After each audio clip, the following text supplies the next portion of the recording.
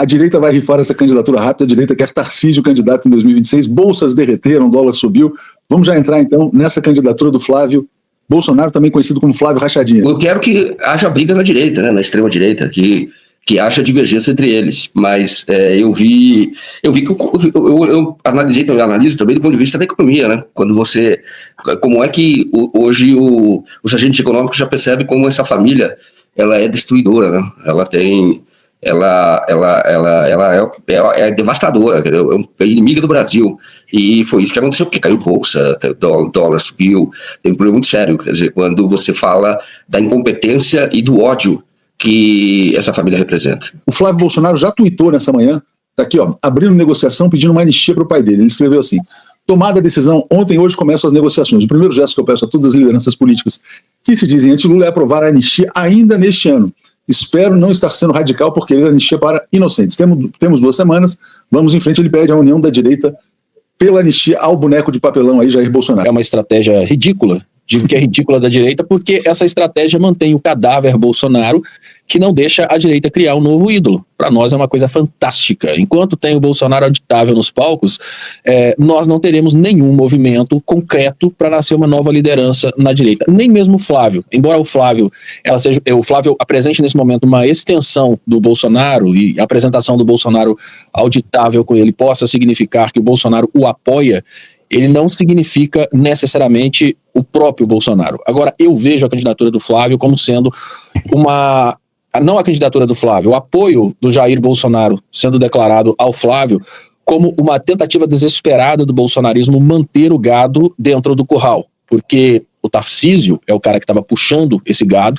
O fim do Bolsonaro na política criou, né, uma porta na cerca do curral para o gado sair e buscar outro lugar. E é claro, a família Bolsonaro está tentando uma anistia e ela precisa de apoio político para conseguir essa anistia. Então é uma troca estratégica. O Bolsonaro dizendo: não vou apoiar nenhum candidato enquanto eu não tiver um empenho real pela anistia, e por isso eu vou declarar voto no meu filho. E obviamente o Flávio, né, imagino eu que o Flávio não vai ser candidato a presidente, mas obviamente isso gera uma tensão, porque os políticos têm o poder. O Bolsonaro não tem mais poder, mas ele tem uma certa influência sobre eleitores. Então como disse o colega aí, uma candidatura, é um blefe, mas um blefe estratégico, muito estratégico, para falar com os candidatos: olha, se ninguém declarar um apoio claro à anistia, se continuar com esse lenga-lenga, eu vou dividir os votos da direita através da campanha do Flávio, e isso vai ajudar ainda mais o Lula a ser eleito. Então o Bolsonaro, ele joga essa mosca na sopa da direita, que vai incomodar, sim, claro, mas não vai ser necessariamente o caminho para ele conseguir uma anistia. Além de estar na cadeia, ele está na UTI, que é a última tentativa do indivíduo. Depois dessa, eu acho que ele não tem mais nada para fazer. Está muito parecido com o que foi dito aqui por um banqueiro da Faria Lima, um cara muito influente. O nome dele é Ricardo Lacerda, BR Partners, eu acho que é a empresa dele, mas é um cara muito conhecido no mercado financeiro. Ele disse que o Bolsonaro aplicou um golpe na direita. A direita inteira, Joaquim, estava achando que o candidato seria o Tarcísio de Freitas, que ele eventualmente venceria, e aí, em função disso, usou como argumento para derrubar ações, mercado, dólar, etc. e tal, né? Você acha que essa candidatura do Flávio é uma candidatura temporária para tentar forçar o Tarcísio a assumir um compromisso real com o Bolsonaro pela anistia, alguma coisa desse tipo? Ou você acha que, assim, na verdade, o Flávio pode acabar ficando e implodir de vez a candidatura do governador de São Paulo? Eu acho que essa candidatura ela é para valer. Agora, não significa que ela vai se viabilizar, porque também o Bolsonaro hoje está preso e já não tem a força que ele tem.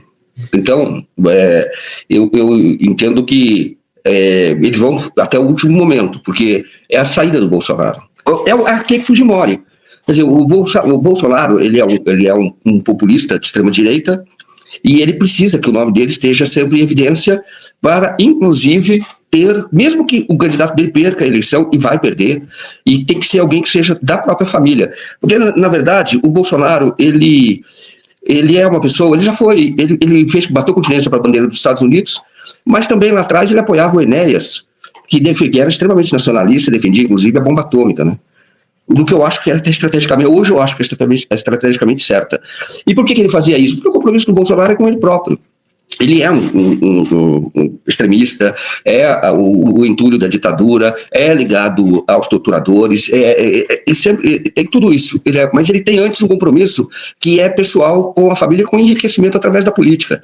Então, ele não tem outra saída. O que pode acontecer, se essa candidatura for rifada, é porque existem instrumentos, eu diria, da própria direita, ou elite, vamos chamar assim, para asfixiar o Flávio Bolsonaro. Por exemplo, Procuradoria de Justiça do Rio de Janeiro, Ministério Público do Rio de Janeiro. A investigação da rachadinha estava lá. E essa investigação só não prosperou porque houve um acordo, isso eu apurei na ocasião, para derrubar o Wilson Witzel e acordo com o Cláudio Castro, para nomear você lembra que o procurador da rachadinha, ele deixou de ser procurador, não foi reconduzido. Era para nomear um outro que fosse, que tivesse o compromisso de acabar com a investigação. E acabou. Então, isso lá, no âmbito, porque era deputado estadual, a investigação era de lá, naquela ocasião. Mas isso pode ser ressuscitado. Tem uma pessoa que também se revoltou, foi a Joyce Hasselman, né, dizendo que ele é o ladrão das rachadinhas, o Flávio Bolsonaro. O João Amoedo também se manifestou, Joaquim, dizendo que o Bolsonaro é o maior cabo eleitoral do Lula. Então eu vou te pedir para fazer esta análise também. Caso essa candidatura fique, o Lula está eleito ou o Lula vai ter mais facilidade? Quer dizer, como é que você avalia o impacto sobre o presidente Lula? Bom, o Lula, ele, independentemente de quem for o candidato, a chance de reeleição do Lula é muito grande. Foi medida por critérios estatísticos pelo Lavareda, que entende muito de pesquisa. Ele, acho que mais entende de pesquisa no Brasil. Entrevista que ele deu, que é o 247. Ele diz que o índice, a probabilidade de reeleição do Lula é de 72%.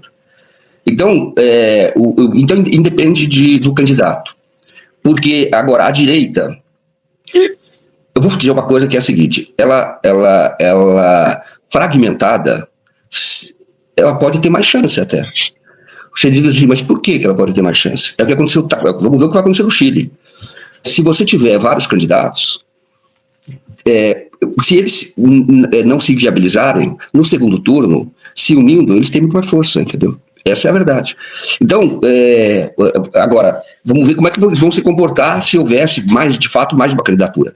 Se você tiver um Caiado, seu candidato, se você tiver um Zema, de fato, seu candidato, se você tiver, e aí o próprio Flávio Bolsonaro, eles podem, num primeiro momento, os três baterem no Lula, entendeu? Ou na candidatura do Lula.